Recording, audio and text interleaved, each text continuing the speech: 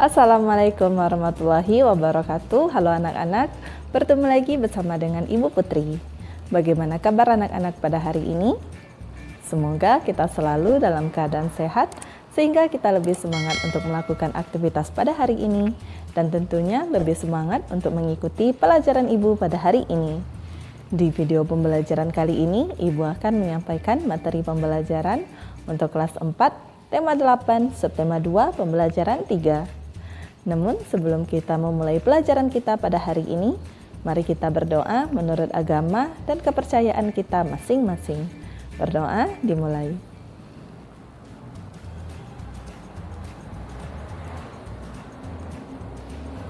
Berdoa selesai. Tujuan pembelajaran kita pada hari ini yaitu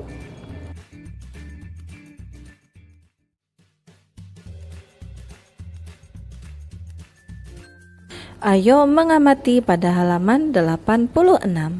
Amatilah gambar-gambar di bawah ini. Ingatkah kalian kegiatan ekonomi? Kegiatan ekonomi terdiri atas produksi, distribusi, dan konsumsi. Jawablah pertanyaan-pertanyaan berikut. 1. Apakah yang dimaksud produksi dan produsen? Produksi adalah kegiatan menghasilkan barang dan jasa, sedangkan produsen adalah orang yang melakukan kegiatan produksi. 2. Apakah yang dimaksud distribusi dan distributor? Distribusi adalah kegiatan menyalurkan barang hasil produksi dari produsen kepada konsumen. Distributor adalah orang yang melakukan kegiatan distribusi. 3. Apakah yang dimaksud konsumsi dan konsumen? Konsumsi adalah kegiatan memakai barang-barang hasil produksi, sedangkan konsumen adalah orang yang melakukan kegiatan konsumsi. 4. Apa kegiatan penduduk pada gambar Rubik? Ayo mengamati. Gambar tersebut memperlihatkan kegiatan produksi buku yang disalurkan distributor kepada konsumen. 5. Dalam memproduksi buku, seorang produsen melibatkan banyak pekerja. Di antaranya ada penulis buku, ada yang menata isi buku, ada yang menggambar isi buku, ada yang mencetak, ada yang mencilid, ada yang menata buku dalam kardus, ada sopir yang mengantar ke toko-toko buku, dan lain sebagainya. Nah, pilihlah salah satu di antara pekerja yang ada pada produksi buku, kemudian cari tahu syarat menjadi pekerja sesuai pilihanmu, dan tuliskan di tempat berikut. Salah satu pekerja yang ada pada produksi buku adalah penulis buku. Untuk menjadi penulis buku, kita harus memenuhi syarat seperti di bawah ini, yaitu rajin membaca dan menulis, kreatif, berwawasan luas, disiplin, fokus pada bidang yang dimiliki. Ayo mengamati pada halaman 89. Amatilah gambar berikut. Apakah gambar di atas menunjukkan keragaman karakteristik? Apa yang sedang dilakukan anak-anak pada gambar di atas? Tuliskan pendapatmu pada tempat di bawah ini. Ya, gambar tersebut menunjukkan keragaman karakteristik. Pada gambar tersebut, anak-anak sedang diskusi menuntaskan suatu masalah.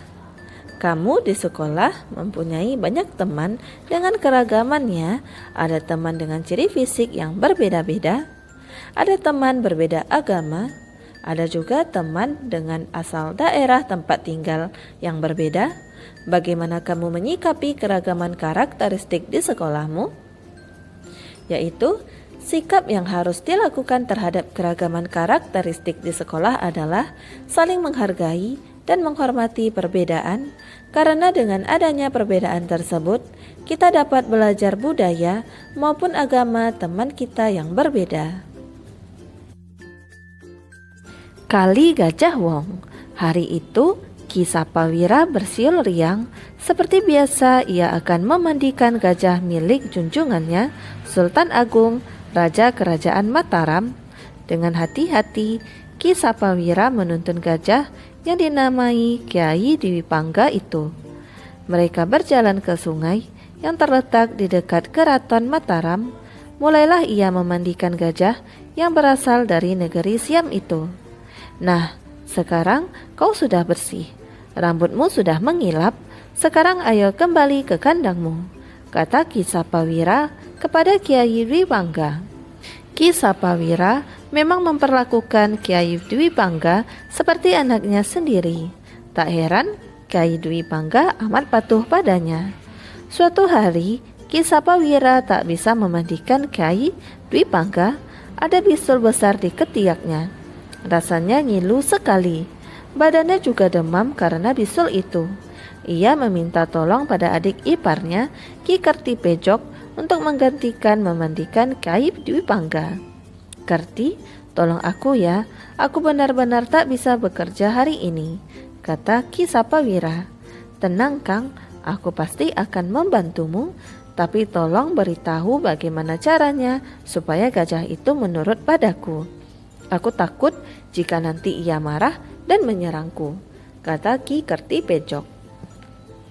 "Biasanya kalau ia mulai gelisah, pantatnya aku tepuk-tepuk, lalu aku tarik ekornya, nanti ia akan kembali tenang dan berendam sendiri di sungai. Kau tinggal memandikannya," jelas Ki Sapawira. Ki Kertipejok mengangguk-angguk tanda mengerti. Ia lalu berangkat ke sungai untuk memandikan Kyai Dwi Pangga. Sepanjang perjalanan Ki Kertipejok mengajak Kyai Dwi Pangga mengobrol. Ia juga membawa buah-buahan sebagai bekal dalam perjalanan. "Gajah gendut, kau mau makan apa?" tanyanya sambil melemparkan sebutir kelapa pada Kyai Dwi Pangga. Kyai Dwi Pangga menangkap kelapa itu dengan belalainya. Dengan mudah ia pecahkan kelapa itu dan memakannya. "Sekarang kau sudah kenyang kan?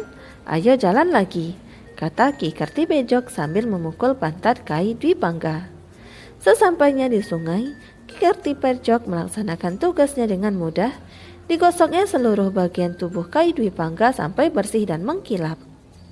Setelah itu mereka pulang ke keraton Mataram. "Kang, hari ini aku sudah melaksanakan tugasku dengan baik.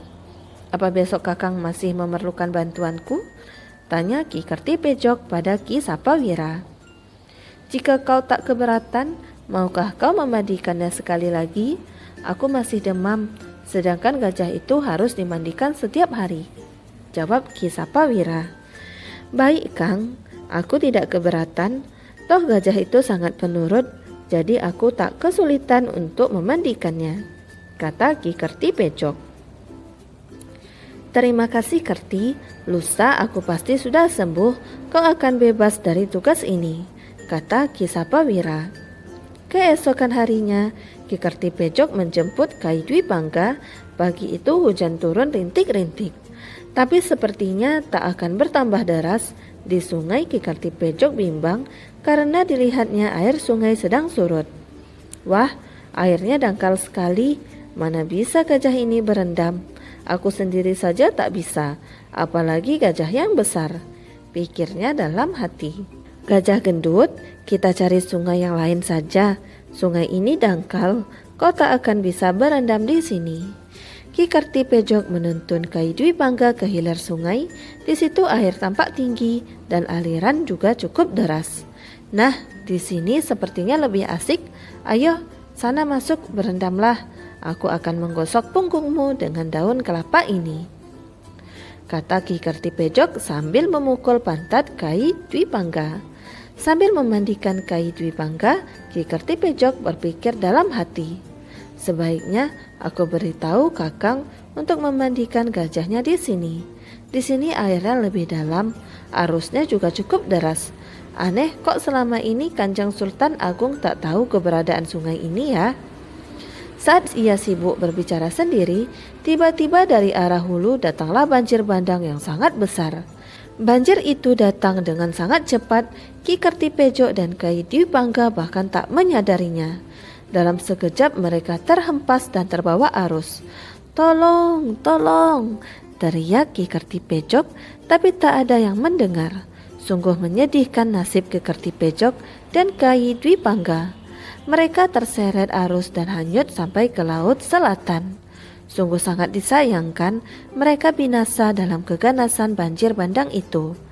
Ki Kertipejok tak tahu bahwa selama ini Sultan Agung memang melarang para abdinya memandikan gajah di hilir sungai karena ia tahu bahaya bisa datang sewaktu-waktu di sana. Ki Sapawira berduka, ia sangat sedih karena kehilangan adik ipar dan gajah kesayangannya. Untuk mengenang kejadian itu, Sultan Agung menamakan sungai itu Kali Gajah Wong. Kali berarti sungai, Gajah Wong berarti gajah dan orang. Kali Gajah Wong ini terletak di sebelah timur kota Yogyakarta. Ayo berlatih pada halaman 93. Jawablah pertanyaan berikut berdasarkan teks yang telah kita baca. 1. Siapa saja tokoh pada cerita di atas? Tokoh yang ada pada cerita di atas yaitu Ki Sapawira, Sultan Agung Raja Kerajaan Mataram, Gajah, Kai Dwi Pangga, dan Kertipejok. 2. Adakah tokoh antagonis dan protagonis pada cerita? Siapakah tokoh itu? Tokoh protagonis yaitu Ki Kertipejok dan Ki Sapawira. Dalam cerita ini tidak ada tokoh antagonis dalam cerita Kali Gajah Wong. Ayo renungkan pada halaman 94.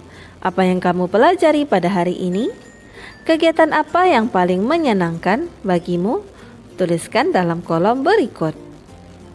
Yaitu mengetahui tentang kegiatan ekonomi, sejarah Kali Gajah Wong, serta lengkap dengan tokoh-tokohnya. Berdiskusi mengutarakan pendataan berbeda dan saling menghargai. Demikianlah materi yang dapat Ibu sampaikan pada hari ini. Semoga apa yang telah Ibu sampaikan pada hari ini dapat bermanfaat untuk dirimu dan menambah ilmu pengetahuanmu. Jika dalam penyampaian materi ada tutur kata Ibu yang kurang berkenan, Ibu mohon maaf. Akhir kata, wassalamualaikum warahmatullahi wabarakatuh.